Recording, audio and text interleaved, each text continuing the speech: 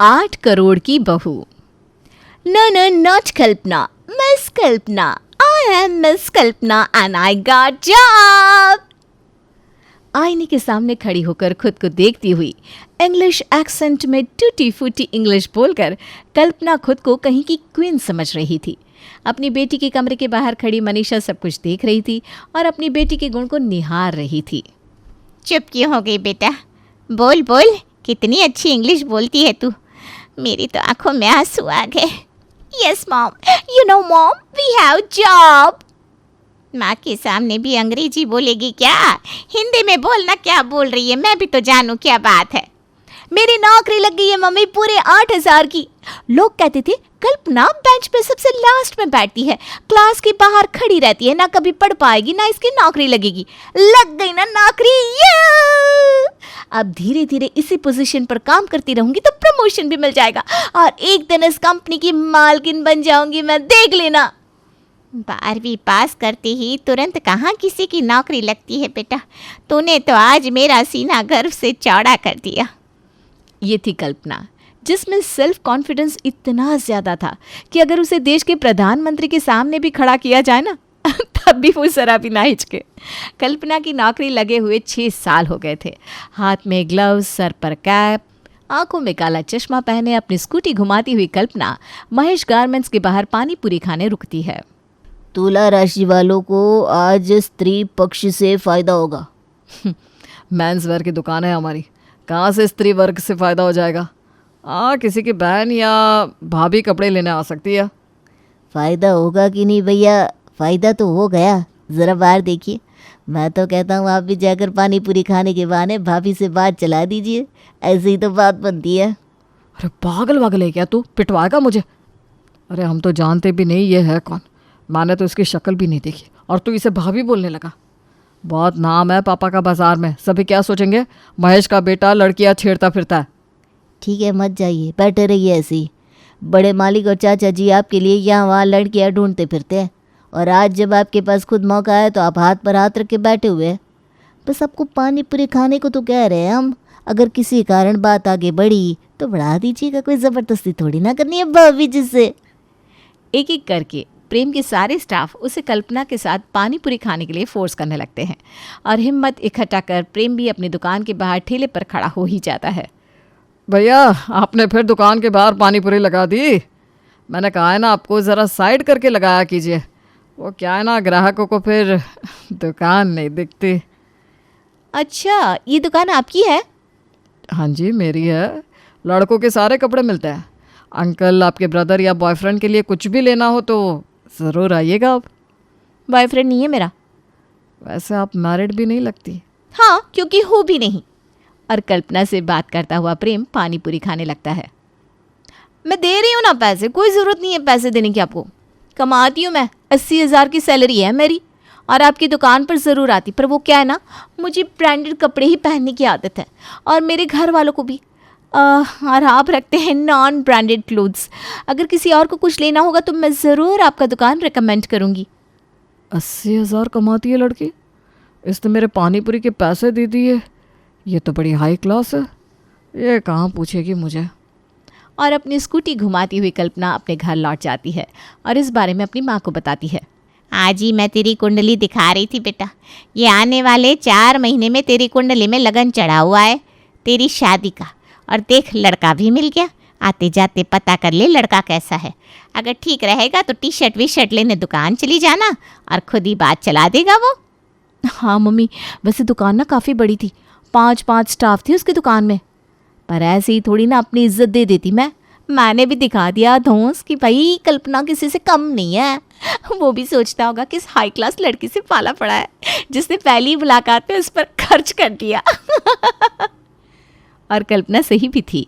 यहाँ कल्पना प्रेम के बारे में अपनी माँ को बता रही थी, वहाँ कल्पना के बारे में प्रेम अपने घर वालों को। 1 लाख का फ़ोन?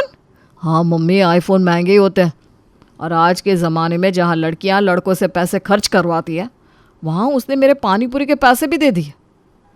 अरे ये सब साजिश होती है लड़कों को फंसाने की। हाँ तो आपको कौन से अपने बेटे को बचाए रखना है? अपने पापा के रहने दे बेटा, तुझे तो पता ही है ये कैसे शक्की दिमाग है। तूने लड़की का नंबर लिया कि नहीं?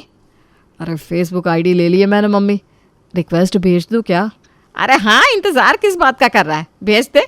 आज दिन भी ना शुभ है, मंगलवार है, भेज दे भेज दे। जितना यहाँ प्रेम कल्पना से मिलने के लिए बेताब था, उतना ही वहाँ कल्पना भी। प्रेम कल्पना को रिक्वेस्ट भेजता है तो वहाँ कल्पना अगली शाम उसकी दुकान पहुँच जाती है। अरे कल्पना जी, बताइए क्या मदद करूँ आपकी? फ़िलहाल तो लात मारनी है मेरी स्कूटी को। वो आपकी दुकान के बाहर ही मेरी स्कूटी ना अचानक रुक गई। ज़रा आप किक स्टार्ट कर देंगे, स्टार्ट ही नहीं हो रही है। अरे वो तो हो जाएगा, पर एक शर्त पर, आपको मेरे साथ कॉफ़ी पीनी पड़ेगी। यहाँ से कल्पना और प्रेम के मिलने जुलने का सिलसिला शुरू हो जाता है। मुश्किल से 4-5 मुलाकातों के बाद ही प्रेम कल्पना से शादी की बात कर लेता है। वो सब तो ठीक है प्रेम, पर तुम्हें पता है ना मैं जॉब करती हूँ, तो दिन भर मैं खाना वाना नहीं बना पाऊँगी। इतनी अच्छी खासी सैलरी है मेरी, मैं इस जॉब को छोड़ना नहीं चाहती। और मेरी स्टैंडर्ड ऑफ लिविंग तो देख ही रहे हो तुम। शादी के बाद क्या तुम ये सब? महेश गारमेंट्स आज की दुकान नहीं है, 80 साल पुरानी दुकान है कल्पना। हमारे पास पैसों की कोई कमी नहीं है। जो मेंटेनेंस तुम्हारे आज है वही शादी के बाद और बढ़ेंगे, विश्वास रखो मुझ पर। कल्पना और प्रेम के परिवार में मुलाकात हो जाती है, रिश्ता पक्का हो जाता है और शादी कर बहू बन कल्पना प्रेम के घर आ जाती है। कमरे में ये दरवाजे के बाहर इतनी भीड़ क्यों लगी हुई है प्रेम? ऐसे में मुझसे अंदर नहीं जाया जाएगा। एक तो पूरे रास्ते तुमने एसी ऑन नहीं करी और अब ये भीड़ का सफोकेशन। उफ। अरे अब सामने की सीट पर बुआ जी बैठी हुई थी ना, उन्हें एसी बर्दाश्त नहीं होती, आर्थराइटिस की प्रॉब्लम है ना। ये भीड़ तो मैं अभी हटवा देता हूँ। प्लीज़ हट जाइए, भाभी आ रही है, जगह दीजिए।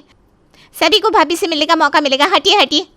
कल्पना ऐसे अंदर आती है मानो वो 5 किलोमीटर दूर से नहीं, अमेरिका से आई हो। बहू, अब इस कलश को गिराकर अंदर आ जाओ।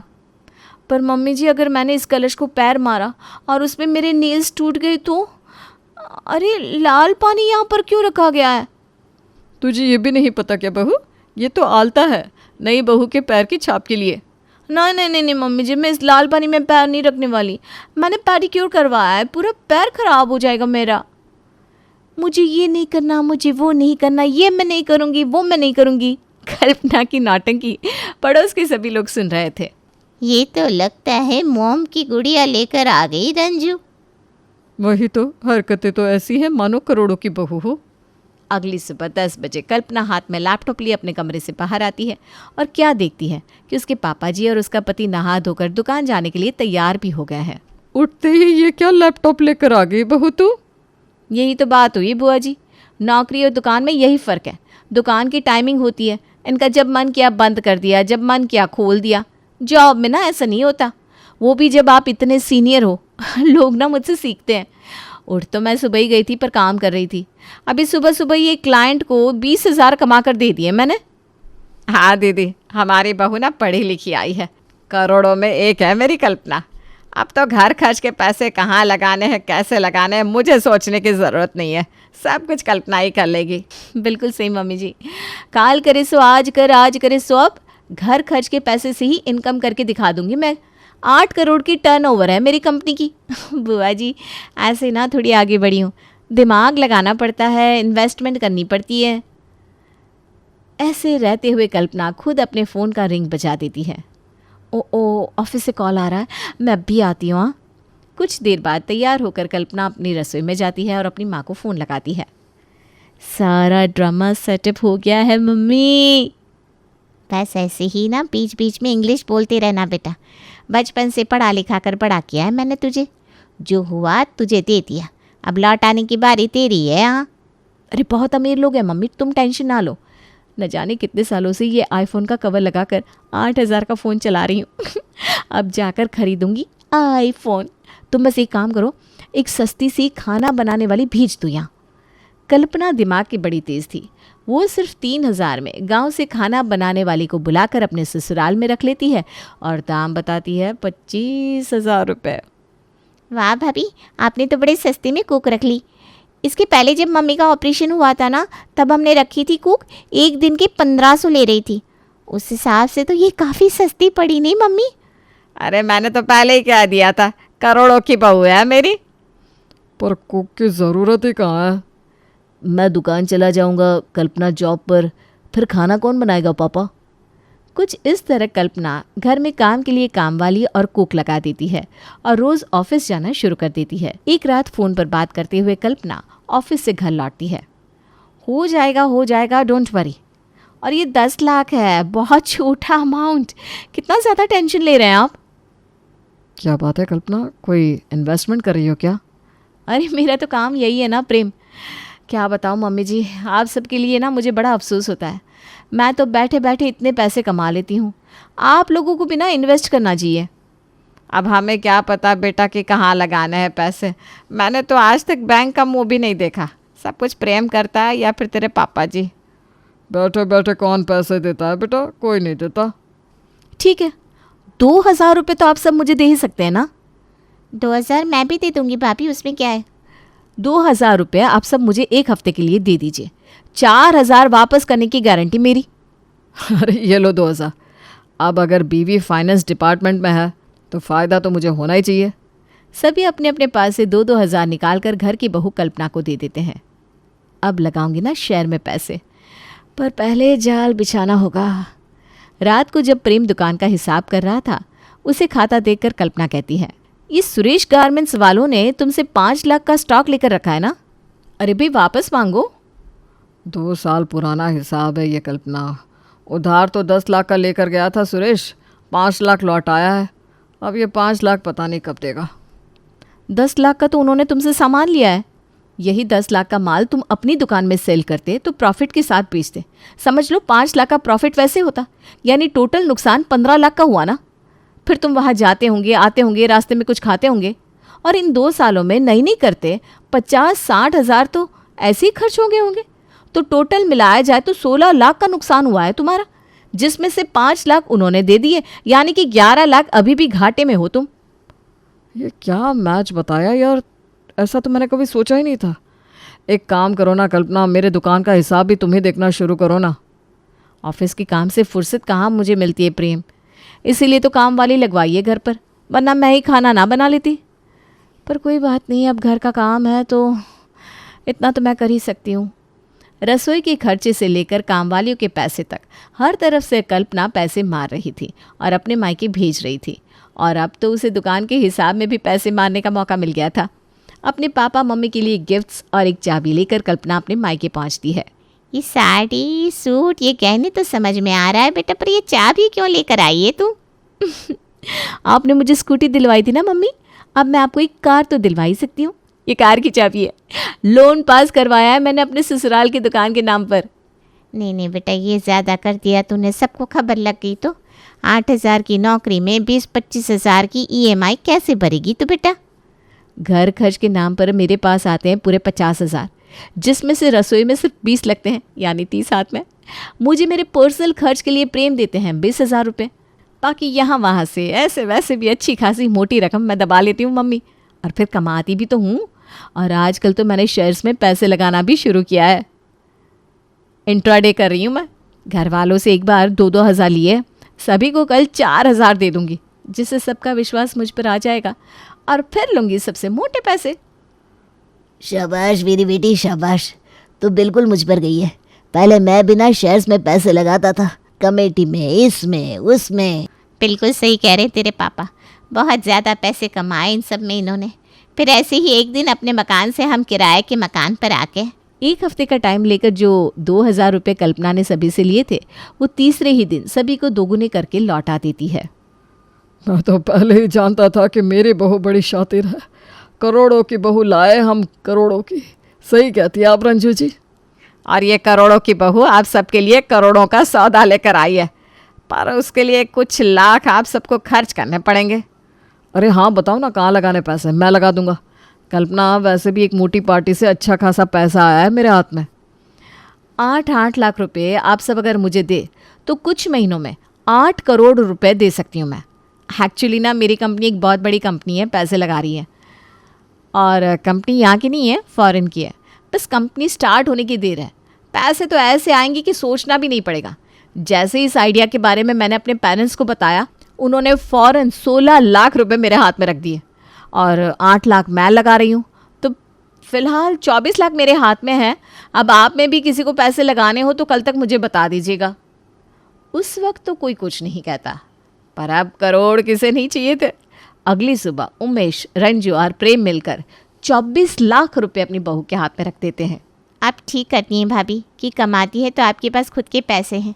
आज मैं भी कमा रही होती तो मेरे भी नाम के 8 लाख रुपए आपके हाथ में रखे होते।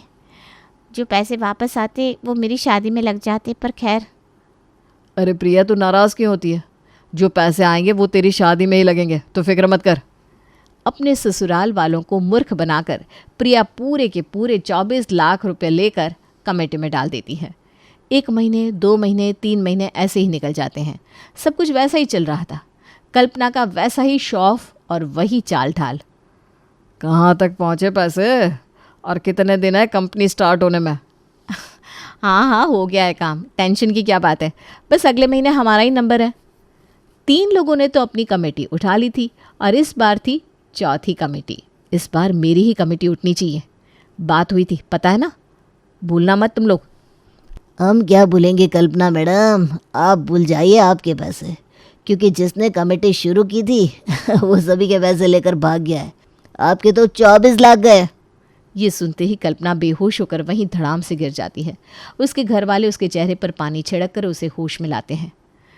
वो ऑफिस से कॉल आया था, मेरी सैलरी डबल हो गई है ना, तो खुशी के मारे मुझे चक्कर आ गए पापा जी। तुम जब बेहोश हुई तो फ़ोन उठाकर बात कर ली मैंने। ब्रोकर से सब पता चल गया है। मैं तो पहले ही कहता था कि ये सब फ्रॉडगिरी में मत पड़ो, लेकिन आपने ही मेरा दिमाग घुमा दिया रंजू जी। गए हुए पैसे तो बहू ही भरेगी। कमाती है ना तो 80,000, अब हर महीने करके तो सभी के 8 लाख रुपए चुकाएगी।